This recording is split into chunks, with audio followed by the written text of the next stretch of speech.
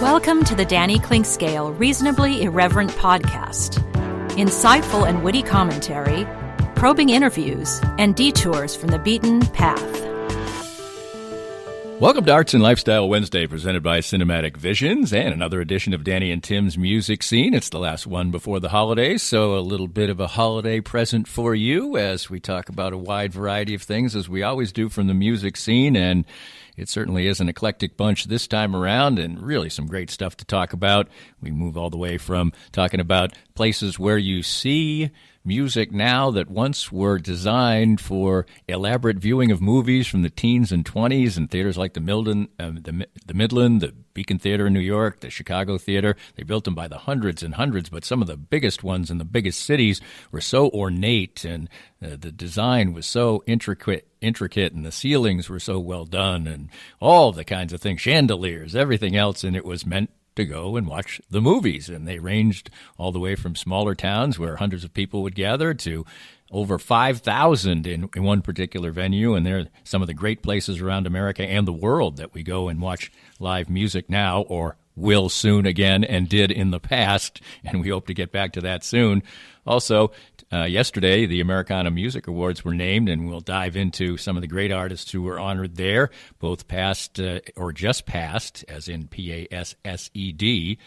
And also focus on people like Charlie Pride, who just passed away in the last week, documentaries about people like the Bee Gees. We've got Sarah Morgan, a local musician. Spin Magazine puts a focus on a Kansas City artist as well. All kinds of things to talk about, certainly, as we venture far and wide with everything from female fiddlers to Austin psychedelic soul bands. All that included in Danny and Tim's Music Scene as part of Arts and Lifestyle Wednesday, right here on the Reasonably Irreverent podcast, and it comes at you straight ahead.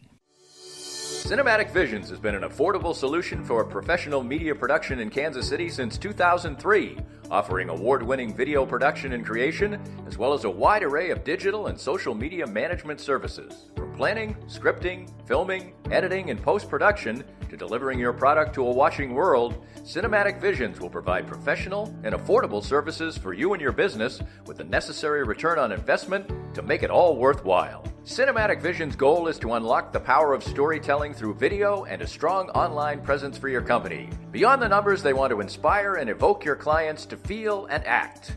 Let my friends at Cinematic Visions embed your brand where it belongs, in your customers' minds. You can find them online at cinematicvisions.com or with a quick phone call at 816-600-6300. It's time now to get some great assistance on healthcare with Chad Beisel from no-nonsense-healthcareninja.com. And Chad, even your business's name would indicate that you have a real aggressive way and an important way to go after some health insurance for your clients. What I've found out in the industry is just a lot of people are really confused. They don't know what plans are good, what their plans offer, how they cover. And so I've just taken the approach of being really educated on what options are available to clients and showing them all the options that are available and making sure they understand them so they can pick and choose what options are good for them. And one thing that's really important, of course, is access to doctors and hospitals.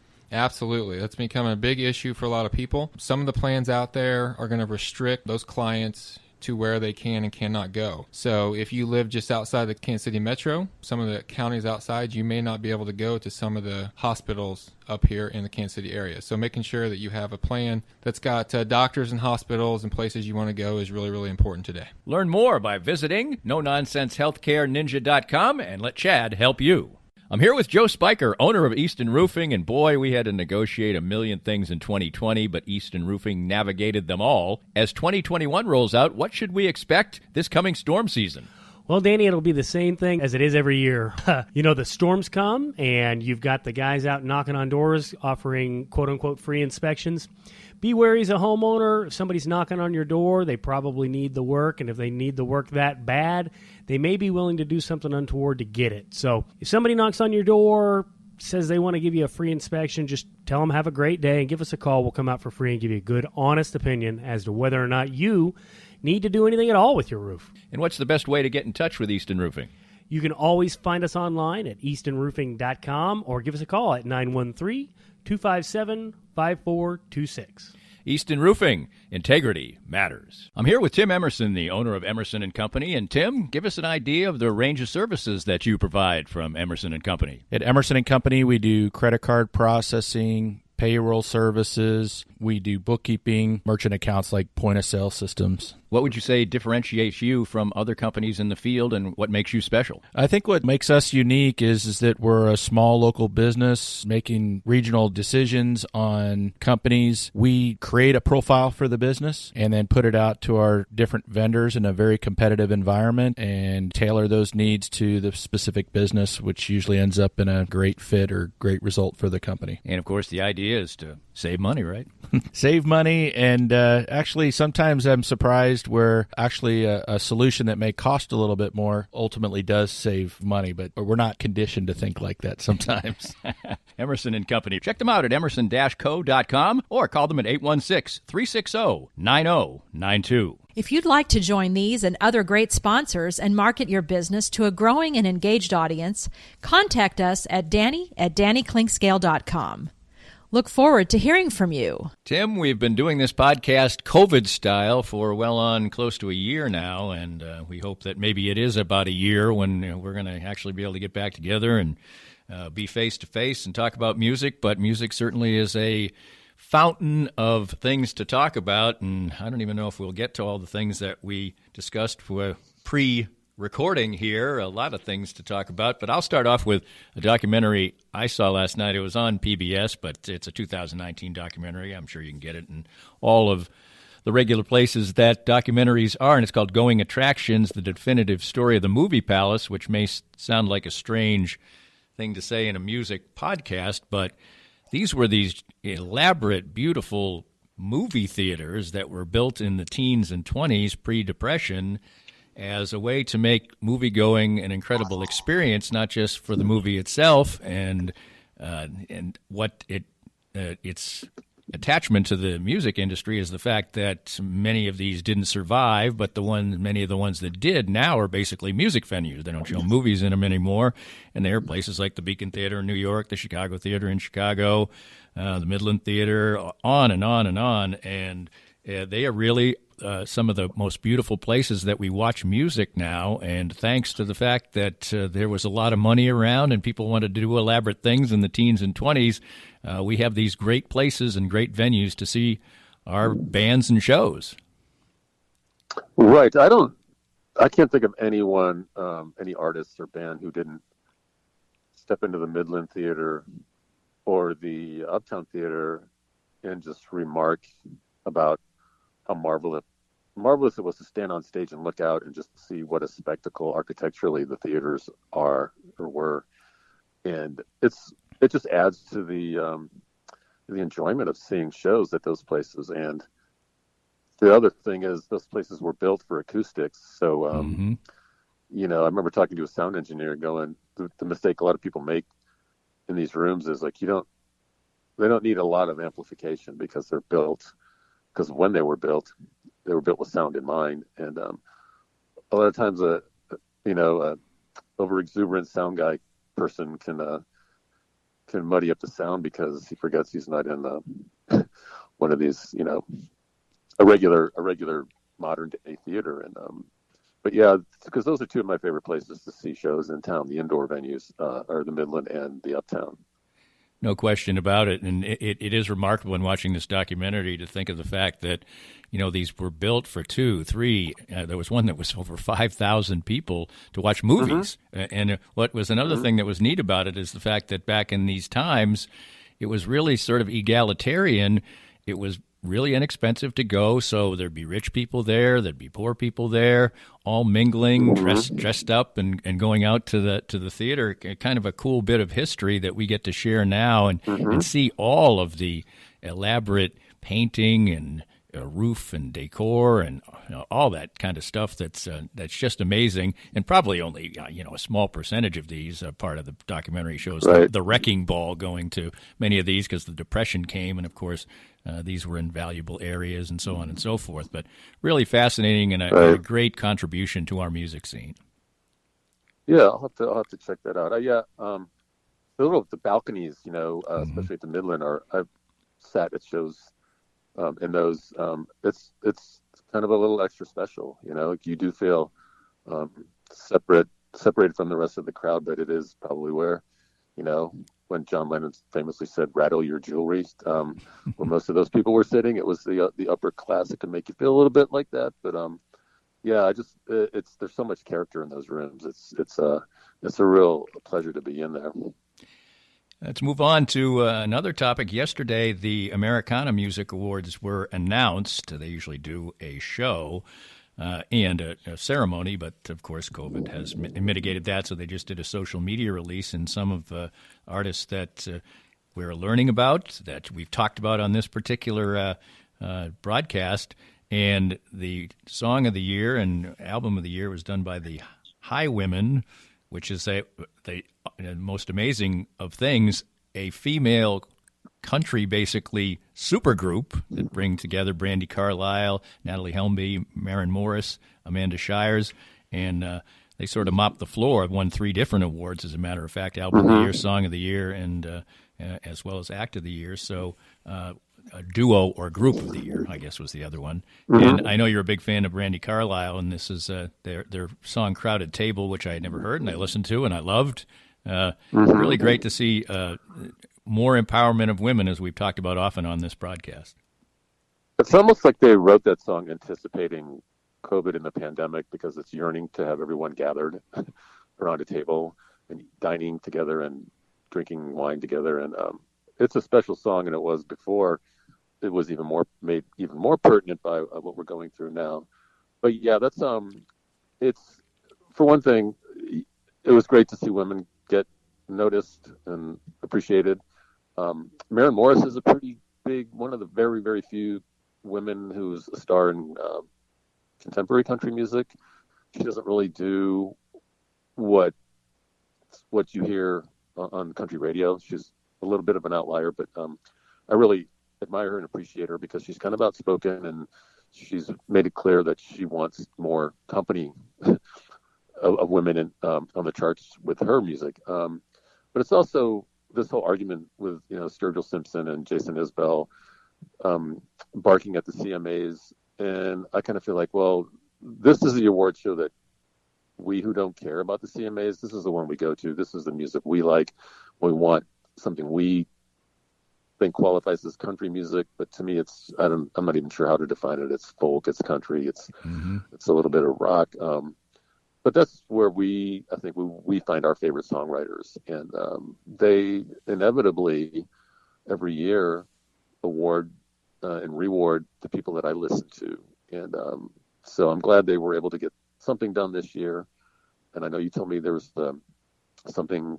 Thank God for John Prine, who was noticed. He was the artist of the year, yeah. And it seems like sometimes you have to lose somebody in order for somebody to get the accolades that they somewhat deserve. And I think, an undercurrent and critically and everything else, John Prine was very appreciated, and his last album was very appreciated, but sometimes a little bit more mainstream, although the Americana Music Awards isn't quite mainstream, but it's just nice for somebody to get those kind of accolades, even posthumously. And I always say this about actors, musicians, and everything else. We may lose them, but we don't lose their music or their performances, and that's the thing that really endures. Right. And speaking of which, we'll talk about this show later, but since we brought up John Prine, there's an appreciation for him on the Austin City Limits this season. This season's one of the episodes. So it's great that he's still out there. People are recognizing his contribution to our music culture, and as one of the greatest songwriters of his time. And the new artist of the year, and that's always an interest. No matter what music awards are given, new artist is always seemingly a bit of controversy, or it's the worst thing ever done, or it's the best thing ever done.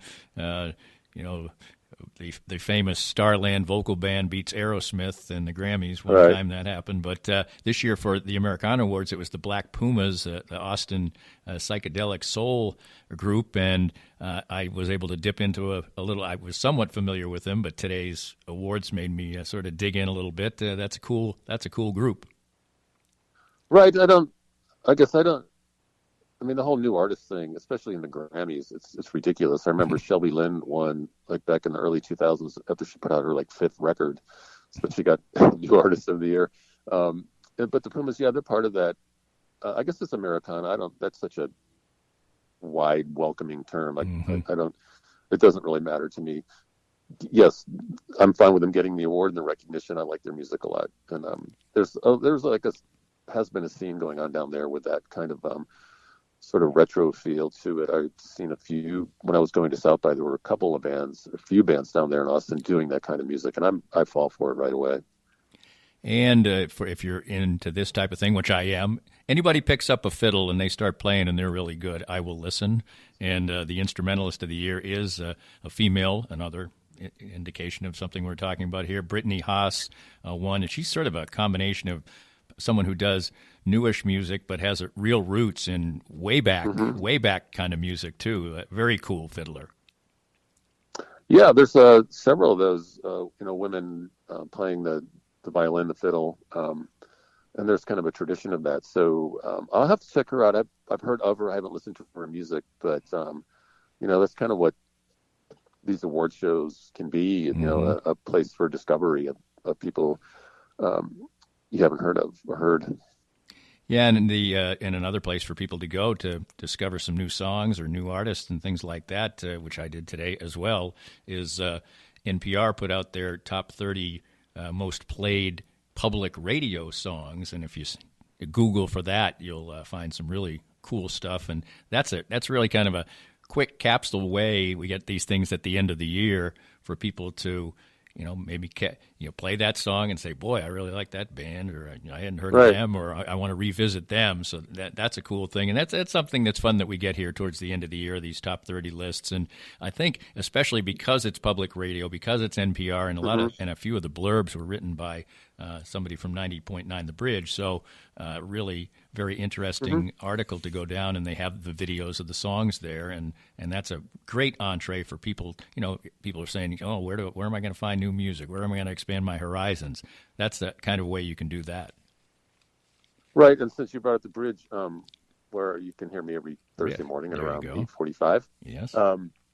They're doing a couple end of the year things. They're asking listeners. I'm a newspaper guy. Sorry, they're asking listeners to vote for their favorite songs. The Bridge is played. You can go in and pick out your favorite songs. But if you're not savvy to all that, you can go in and look at some of the songs they've nominated and check them out. So that's a great resource.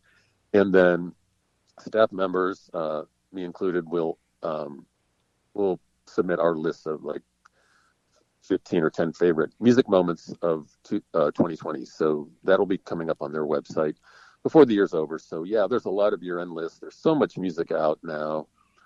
It's these are increasingly useful because there's rarely a mandate of there's one great record that everyone agrees on. It's rare that 10% of the voting population agrees on one record. So this is a way to kind of filter that and check out things that other people recommend. By the way, I think I probably should have mentioned this, and maybe I've mentioned it once or twice, but if people don't follow Tim on Facebook, they're missing out, because you really have a lot of great stuff there, and there'll be music stuff, not all music stuff, and opinions and thoughts, and it's really a great place to go. I get a million smiles. You seem to have a lot of fun with it too. Yeah, it's just a sign maybe I have a little too much spare time, but it's okay. It keeps my brain sharp, I guess, since I'm not writing as much as I want to, or as I used to. But yeah, I think it should be as entertaining as it is. More entertaining, less complaining. It's kind of my motto right now. That's a good motto. As we wrap up this first segment, we lost another music superstar this past in recent times, and that's Charlie Pride. And not just a important musical figure in country music, but obviously a very iconic figure as far as a breakthrough artist, the rarest of birds, African-American country artist. The kind of country music he did, maybe I didn't necessarily love it, but the fact that he was there and he seemed like an incredibly nice man, and to think of the things that he must have gone through to pursue his dream and be in that genre at the time he was doing it is just remarkable. He lasted into his 80s, and so he lived a good and full life, but what a real champion for his race and really just for music. Right. So there's a couple of things. There's an American Masters episode on him that you can find on PBS, and I think you can, if you're your regular streaming service, you can get it. I watched it again Saturday night after the news of his death broke. And then there's an article that was in the New Yorker that ran in February of 2019 by the writer David Cantwell, who's from Kansas City and is a really expert aficionado on country music and country music history. And that, yes, it's just, you should, if you don't know his Charlie Pride's backstory, he grew up in a family of sharecroppers, and and he came of age in the 40s, and Jackie Robinson was his first inspiration. Charlie was a really good baseball player. Yes, he was. Yeah. Flirted with some major league stardom. I guess played in the Negro Leagues, competed against Buck O'Neil, I think, and he. So he was, he thought baseball was going to be his way out. I think when he got released by the Mets, who were the worst team in baseball, he figured, well, maybe this isn't where I'm going to go. But along the way, he'd been taught himself to play guitar, and country became his genre, his flavor of choice, because he was raised in very rural Mississippi. And so what he fought, of course, was racism. And but he had such a gifted voice. He's one of my, when I think of my great male singers in country music, right off the bat, it's George Jones, it's Charlie Rich, and then it's Charlie Pride. And whoever he was working with said, "Man, that voice, yes. We can't walk away from this. Like we'll figure it out. We'll figure the race thing out." And they did. And he always fought, being a novelty act, because he was like the only person of color in country music. But he came through it. In the 70s, he was one of the biggest, most successful recording artists in country music, flat out, And so to the real students and the real fans of country, he was not a black guy who happened to sing country music. He was a country star and deserved all his stardom. And like Dolly Parton says in this documentary, he happens to be black. But so what? And beloved by his peers, he's got some moments with Willie Nelson. They were really close friends in this American Masters doc. So highly recommend that. And if you can just Google Charlie Pride and David Cantwell, you'll pull up the New Yorker story. That's really informative and gets into how he was this really friendly, amicable personality in interviews, but he was burning with anger over how he was raised and all the animus he faced, and that really fueled him. He was not so placid inside. Mm-hmm. He resented what happened to him and his family, and just the racial atmosphere and climate in this country in general. So it's an interesting article. Absolutely. And actually, if people go for their streaming service, American Masters is just a wonderful series. And even if it's somebody that you maybe didn't have that much interest in, it, they're always so incredibly well done that certainly worth visiting. And that one about Charlie Pride. We've got more with Tim coming up. It's Arts and Lifestyle Wednesday, presented by Cinematic Visions, and our visit every other week with Tim Finn on Danny and Tim's Music Scene, and more is straight ahead.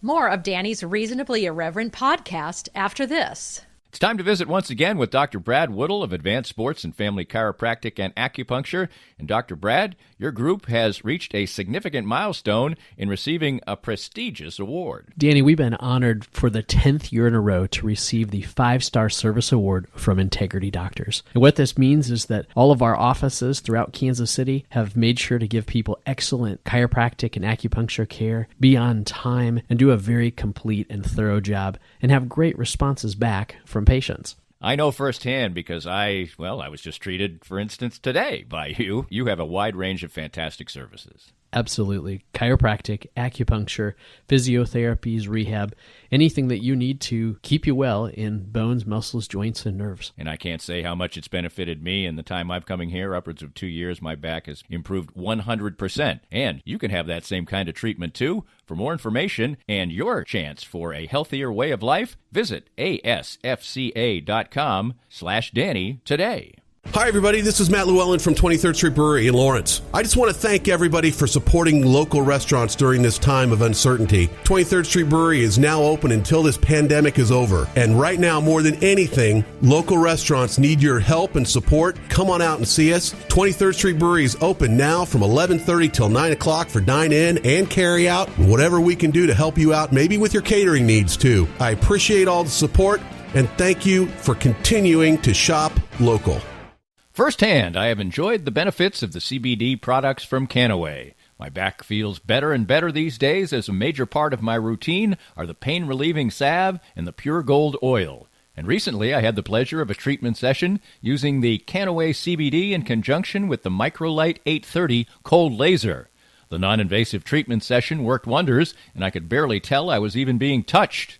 TML 830 is the first 3B cold laser to get FDA approval, and in addition, the combination treatment with CBD is patent pending. The new smart laser is the only hands-free cold laser in the world and is used by athletic trainers, chiropractors, MDs, physical therapists, and veterinarians everywhere. You can learn more about all the great benefits from the complete line of Canaway CBD products by contacting my friend Sherry McCants at 515-208-6312. That's 515-208-6312 to get outstanding information about Canaway. Most of us have experienced auto accidents, and it's no fun. And even less fun is trying to work on the insurance aspects afterwards and getting full value after an auto accident. I'm here with David Cowan from RecExpert.com. And David, you have an unusual and important niche for people after an auto accident. We have a passion to teach car wreck clients what they deserve. Getting your car repaired only fixes the damage and the paint. Getting paid for your car's loss in value is called diminished value. Chances are you've never heard of this before because most people aren't looking out for you. We help people collect thousands to tens of thousands of dollars for their car's loss in value after the wreck. And if somebody wants to come to you for that, what's the original assessment cost them? We offer a free review of any insurance claim to see how we can help. You can't beat that. Great expertise and assistance in getting full value after an auto accident from David Cowan. Visit RecExpert.com and learn more. If you'd like to join these and other great sponsors and market your business to a growing and engaged audience, contact us at Danny@DannyKlinkscale.com. Look forward to hearing from you. Back with Tim Finn, as he mentioned earlier, it can be heard on 90.9 The Bridge Thursday mornings at 8:45, and also his work is in Kansas City Magazine. And let's talk about a piece you did. You mentioned you haven't been writing as much, and obviously there aren't shows, and that was one of your best things that we often talked about, the best 5 shows recommended coming up this week. And hopefully we'll be back to that at some time soon as the vaccines are starting to be rolled out. That's good news, but your Behind the Music series is always a really great read, and great questions, great answers, learning about people maybe you're not so familiar with. And Sarah Morgan is somebody from this area who has made an album or two, still striving to make it big, but not really consumed by it, and somebody who seemed to be a very down-to-earth and an interesting person, and you really shared some similarities with her in some ways. Right. So I met Sarah right as she was coming. I guess it must have been around 2015, and she was just sort of coming out as a songwriter.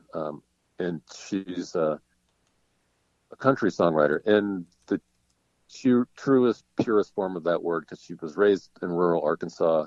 She is a country girl and grew up in a large family. She and I we mentioned this because we ended up talking about this, and we both. She grew up in a family of 8 children, and so did I. And she had a brother die, a brother she was very close to. He was in the military, and he died while he was stationed somewhere. I'm not sure, maybe Afghanistan. And I had a sibling die. My sister died several years ago. But and at one point we started talking about that and just how it's sort of the grief that isn't really recognized, but it's as hard as anything because you grow up with these people, and they know more about you or as much about you as anyone. So that has really become part of, it's really part of her, and it, wherever on some level it motivates her songwriting, and it shapes her look on life. But otherwise, she's a really gifted songwriter and a really good singer. She's taught herself to play guitar. She's become a really skilled guitar player, and she has become a really entertaining performer. She's got a really good dry wit and a good rapport with her crowds.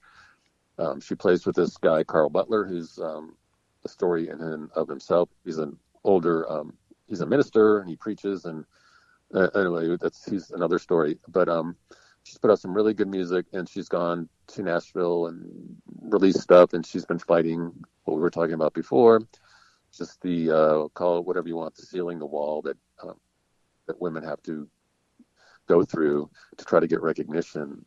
And she's done so, but has refused to relent or change who she is or change her music. And so that's kind of what the interview was about. And she comes out, she's very no bull. She doesn't, no pretenses, she says what she's thinking, and she's sure of who she is, and she doesn't waver. And, I think she said at some point, she doesn't have time for like real superficial relationships. Part of that is because she's so close to her family. That's her roots, her bedrock. So if you get to know her, it's because she sensed something in you that she trusts, and she's genuine, and you don't have to worry about her not speaking the truth. She's just one of my favorite people. I really appreciate her as a songwriter and as a person. On a completely different note, HBO Max has started their documentary series about the Bee Gees. Very, very interesting history of this particular band, which was a British invasion band, and then almost disappeared off the face of the earth. And then Saturday Night Fever came along, and there's been a lot of tragedy, and they had spin-off people and little brothers who became famous. I mean, it's meant for a documentary, isn't it? It is. So it focuses on Barry Gibb, who's the last remaining Gibb brother. There were four. Andy Gibb died very young. I think he was 30, and had all kinds of addiction, dependency issues, and he ended up dying of a heart ailment that was probably the result of substance abuse. But then Robin and Maurice died relatively close to one another. One of cancer, and another of, something congenital, I think. I'm not sure. But so Barry's the last one standing. And, that's a really hard place. Speaking of siblings dying, as we just did, what a tough place to be where, that's, I guess, the price of longevity is that you're the last one left. And so, but this goes into, after their success in the late 60s and into the 70s, they broke up because they just kind of faded away. The music environment around them changed, and they'd become somewhat irrelevant. But then they were given the chance to do the Saturday Night Fever soundtrack, which we were talking before. I think is brilliant. I love the music on that. Yes. I really like that movie. And that, I was a freshman in college when that came out, and that was pretty much all you heard was the Saturday Night Fever soundtrack. And Billy Joel had put out The Stranger, so those were like, when I hear those two records, I think of my freshman year in college. Right. But subsequently they got labeled as a disco band and kind of a disco act, and they unfortunately put out this movie version of Sgt. Pepper's, which didn't do them any favors, and so they had to deal with another fall from grace, I guess. And but this gets into some nuts and bolts on how songs were recorded, and just kind of Barry looking back and saying things like, he and his brother Robin, I guess, they were known for having butting heads on what the group should do and the whole business of the group, and him saying, like, I would give it all up just to have him back again. It's evident how much he misses him and all his brothers. Just like, he's at the point in his life where there's a lot of looking back and reminiscing and lamenting. No question about that. That certainly is One thing we always give you here is a lot of recommendations. So you have a lot of things to do in the 2 weeks that in between each, and write them down and go back to them and things like that. And another thing, that's on HBO Max. I don't know if we said that, but it just started this weekend. Yep, absolutely. And another thing that we talked about before we went on is Spin Magazine put out an article with a very obtuse title, so I'll let you do the title. And it also allows us to talk about somebody in Kansas City. Right, so I'll distill the title. It's basically they asked 35 artists that they consider to be well-known. That's debatable, and you'll see what I mean, to recommend people they think are lesser known and deserve more recognition since 1985, so 35 years. That's a lot of time and a lot of artists to be named. And I went through this pretty quickly. As far as I can tell, only one of these lesser-known artists is named twice, and that was Krystle Warren, who's from Kansas City, a graduate of the Paseo Academy of Arts back in 2000. I've known her for a while. I wrote about her when she first started. She's one of the most captivating and intriguing performers and singer-songwriters from Kansas City that I've ever met. And she was mentioned or nominated by Rufus Wainwright as one. I think a lot of people, if you're into music, probably have heard of him. If not him, his dad, Loudon Wainwright. And his mother is Kate McGarrigle, another great singer-songwriter from Canada who died several years ago. And Rufus met Krystle when Krystle was part of this tribute to Kate McGarrigle, and he took her on tour with him. He was so intrigued with her, and he just says what he calls her a true musician and should be considered an international treasure. Krystle, the last time I did a story on her, I did a story on her in 2008. She was just getting ready to move to Paris. She thought it would be 6 months to a year, and she'd come back. She never came back. I mean, she never moved. She moved there. She's been back to Kansas City several times, but Paris is her home.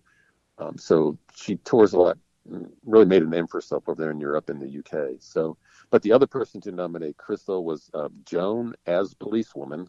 She's an artist who is lesser known to me. I've heard of her, but she just calls her like an exquisite live performer, and she's an incredible writer of songs, type of which used to get written and go on to become classics. So really glowing recommendations for Krystle from to established artists, including Rufus.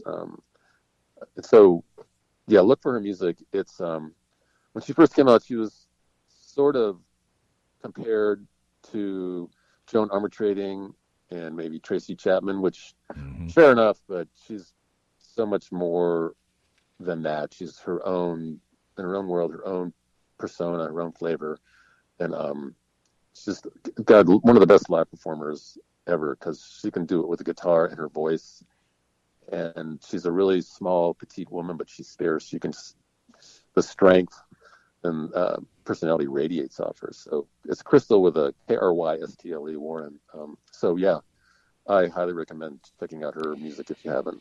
Well, what my idea is, as we wrap this up, Tim, is that when we get the vaccine and things become a little more normal, we just go to Paris and see her perform. That sounds. Why not? Yeah, sounds like anywhere. an idea to me. Go to Paris, Missouri at this point.